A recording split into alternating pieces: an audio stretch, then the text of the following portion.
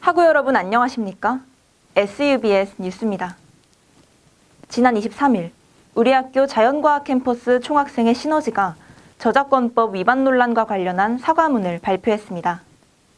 성균관대 브랜딩팀 디어스크의 명륜당 도안을 허가 없이 여러 물품 제작에 사용한 것이 그 내용인데요. 학우들을 대표하는 자리에서 모범을 보이지 못했다며 비난의 목소리가 높아지고 있습니다.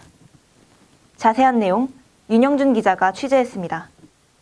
지난 14일 총학생회 시너지는 디어스크의 허가 없이 도안을 트레이싱한 점에 대해 사과문을 올렸습니다.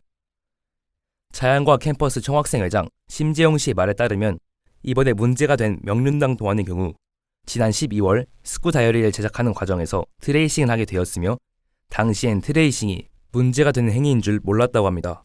그걸 제작하는 과정에서 사실 저희는 저희 자연과학 캠퍼스 그리고 인문사회과학 캠퍼스에서는 그 디자인이 저희 자체적으로 제작된 디자인이라고 생각을 인지를 하고 있었고요. 그래서 트레이싱이라는 것을 아예 모르고 있었습니다.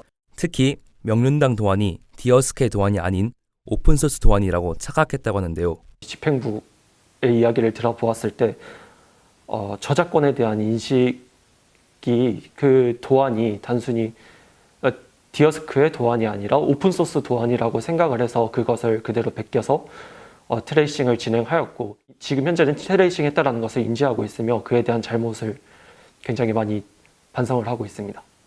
아쉬움은 여기서 그치지 않았습니다. 사과문에서 손해배상에 대한 명확한 언급이 있지 않아 해당 재원에 대해 의문이 있었는데요. 이 재원 같은 경우는 자연과학 캠퍼스에서 이 디자인을 처음 진행을 하였고 트레이싱을 하였고 그래서 저 총학생회장인 저와 그 디자인 담당자의 사비로 그렇게 배상 마련하였습니다. 디어스크와의 합의는 원만히 진행되었으나 총학의 저작권 관련 문제는 이번이 처음이 아니란 점에서 비판받고 있는데요. 선본 시절 정책 자료집과 유인물에 대해 일부 표절로 주의를 2회 받은 적이 있었으며 공모전 진행 당시 저작권에 대한 인식이 부족하기도 했습니다.